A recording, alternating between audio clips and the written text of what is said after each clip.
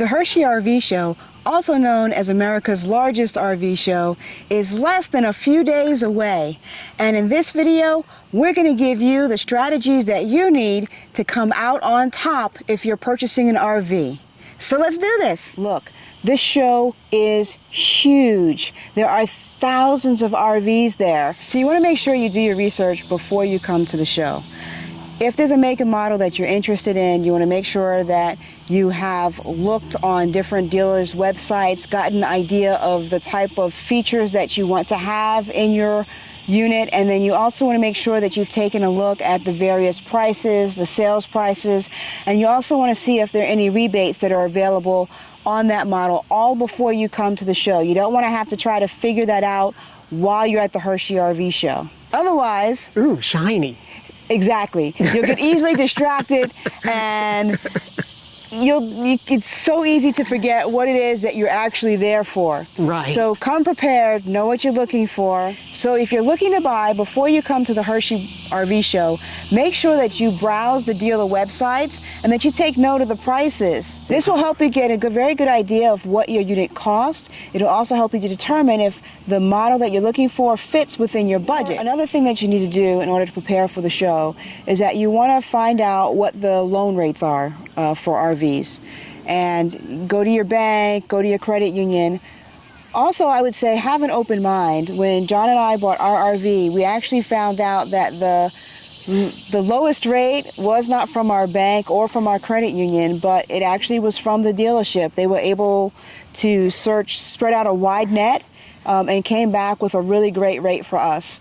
But know what your credit score is, and go ahead and see if you can check out with some other banks what the rates are, so that you can make sure that you're getting the best deal on financing. Next, as you're looking through the units at the show, you're going to see a lot of RVs, and you're going to have a very long day, and at the end of it, you're going to be very tired. Yep. So what we strongly recommend is that as you go through each unit, whip out your phone and record each unit as you go through it. Yep. When you first come up to the RV, make sure that you capture the MSRP, make sure you capture the sales price, capture the spec sheet for the model that you're interested in. And then as you walk through, talk about the different things that you like and you dislike about that particular model. Just keep everything on film. That way, at the end of the day, or at the end of your time at the show, which could be multiple days, you have a way to go back and compare all the different models without getting confused about which feature was in which RV.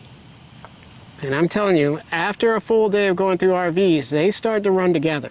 Yes, we've done that at a lot of different shows, and John and I often find ourselves saying, which RV had that feature? Right. So always just bring your camera, you have it, and you have your phone anyway. Right. Videotape the whole process, it'll make it easier. You also may want to record on your phone questions that you have for the dealer. We found that many of the dealers are perfectly fine being on camera.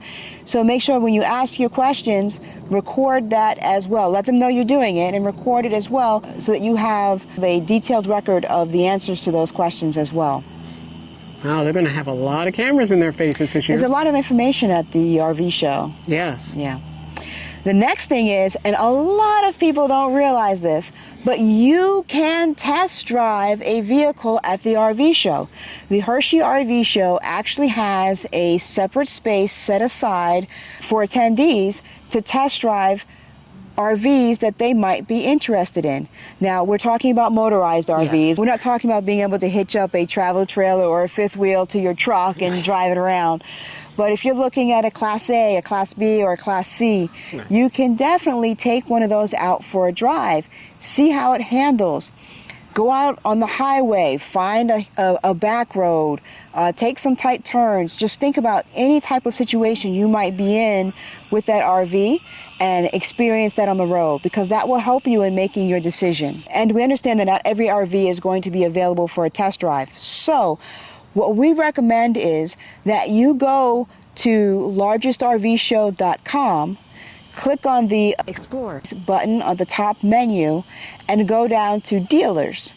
There you will be able to search and see what manufacturers are being sold by which dealer. And if you look at the top right-hand side of the table, you can also type in the manufacturer or the brand that you're interested in, and the dealer that is representing the manufacturer will be listed.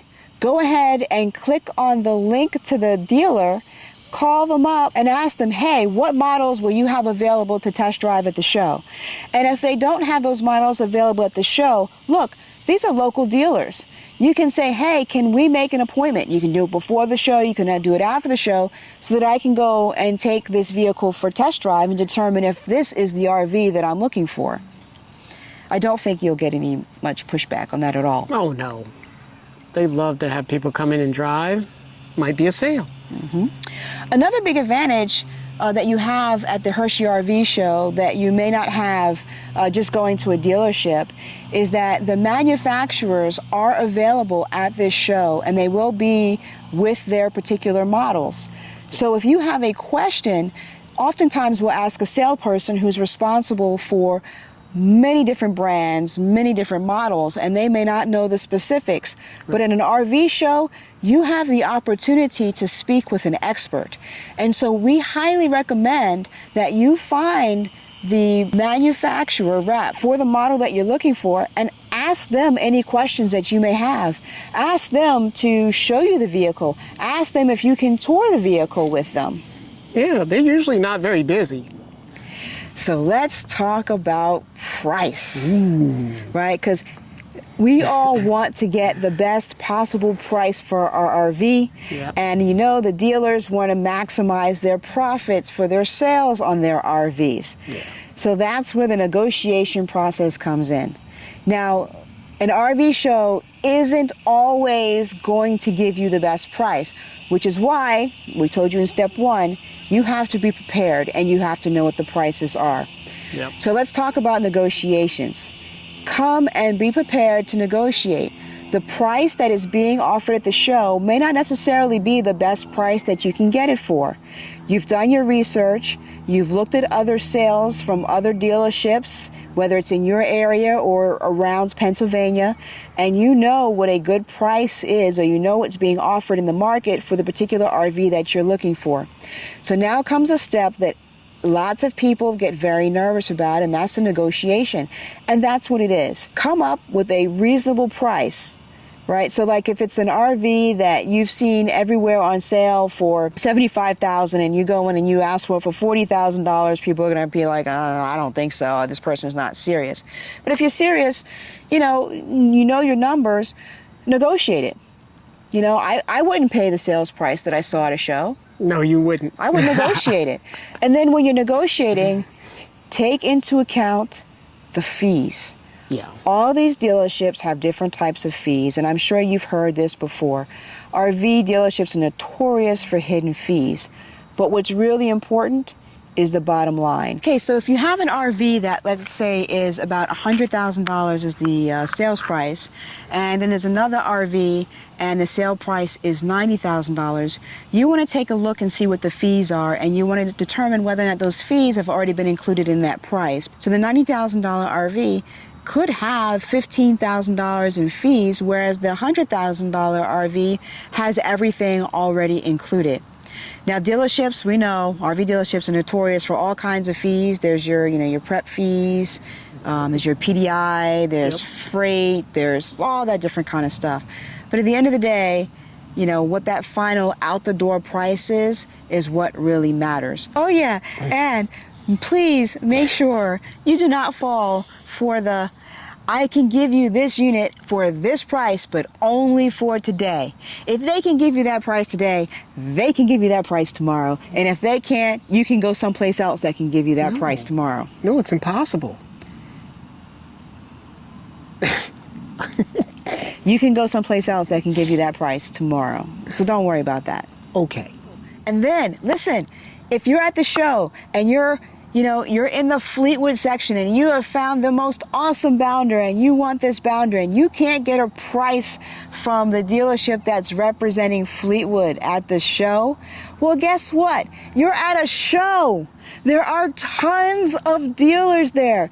All you have to do is just find another dealer that would normally carry Fleetwood. Say, hey, I was just over in this section. This is the price I'm willing to pay. Here's my credit card. If you can match this price for me, I'm willing to put a deposit down for it right now. If you can give me this price, and you could probably get one. So take advantage of the fact that there are so many dealerships there at the show.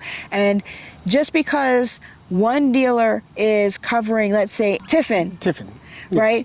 And that doesn't mean that they can't sell you a Fleetwood off of their lot if they also sell Fleetwood. Or, you know, they might, the dealership that's selling Thors might also sell Integras or Newmars. Right. Yeah, exactly. So you're not this is what makes buying at a show so cool.